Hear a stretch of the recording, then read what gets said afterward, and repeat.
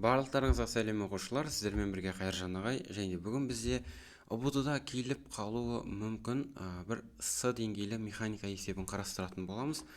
Енді оқитын болсақ, бастапқы жылдамдықсыз мұнарадан құлаған дене жолдың екінші жартысын 1 секундта жүріп өтсе, мұнараның биіктігі қандай дейді.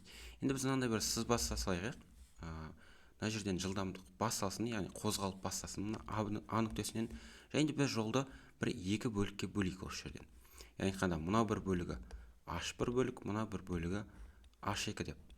Енді жігіттер қыздар, бізде бұл жалпы биіктігі H метр болса, H метр, және оны қандай да бір Т уақыт ішінде жүреді деп алайық. Енді біз мына бір H1 биіктікті қандай да бір Т1 уақыт мезетінде, ал H2 биіктікті Т2 уақыт мезетінде жүреді десек.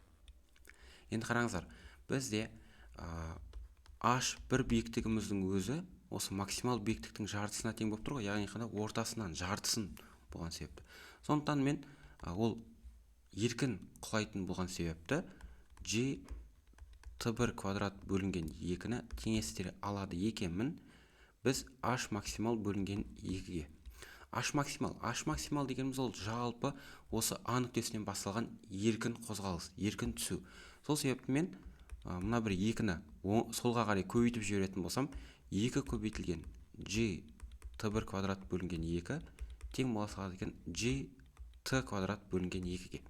Сонда мен мына жерде қысқаратын шамаларды көріп тұрмын, яғни айтқанда G бөлінген 2-лерді сразу қысқартып жіберетін болсам, менде 2 көбейтілген Т1 квадрат тең бола салады Т квадратқа. Сонда мен Т-ның өзін анықтайтын болсам, бұл сендерде түбірасты 2 Т1 бола салады екен. Енді жігіттердер, жалпы уақытты анықтайтын болсам, жалпы уақыт сендерде Т уақыттарың осы Т1 және де Т2 уақыттардың қосындысына тең. Сол себепті мен түбірасты 2 Т1-ді әкеліп қойсам, тең болады Т1 қосылған Т2. Енді бұл жерден мен Т2-ні анықтау оңай, Т2-ні анықтау оңай, ол сендерде Т1 жақша ішінде түбірасты 2 азайтылған 1 дей салсам. Енді осы жерден біз Т2 уақытты білеміз ғой, яғни екінші жартысын 1 секундта жүрді деген сөзіміз, ол Т2 уақыттарын 1 секунд деген сөз. Сонда мен осы жерден Т1-ді анықтайтын болсам, Т1-ді 1-ді бөле салады екенмін түбірасты 2 азайтылған 1-ге. Сонда бізде неше шығады? Давайте мына жақтан калькулятормен есептеп жібере салайық.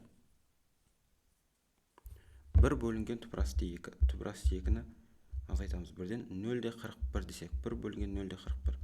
Бұл сендерде 2,43 секунд уақыт шығады екен. Яғни айтқанда бірінші жартыны 2,43 секунд уақыт мезетінде өтеді. Ал енді біз жалпы осы бір Т уақытты анықтайтын болсақ, ол сендерде 2,43-ге қосасындар, мына бір екінші бөлікті 1 секундта жүреді десек, ол сендерде 3,43 секунд уақытта бізде жалпы биіктікті жүріп өтеді.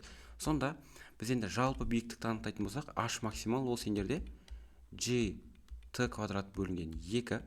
Енді бұл жерде уақытты орнына қоя салатын болсақ, H максимал тең болады 9,8-ді көбейтеміз 3,43-тің квадратына бөле саламыз 2-ге. Бұл жерде енді H максимал жуықтап алғанда бізде мына бір 58 метр деген жауап шығады екен. Яғни айтқанда біздің есептің жауабы ол сендерде С нұсқасында орналасқан. Есеп түсінікті болса, каналға тіркел.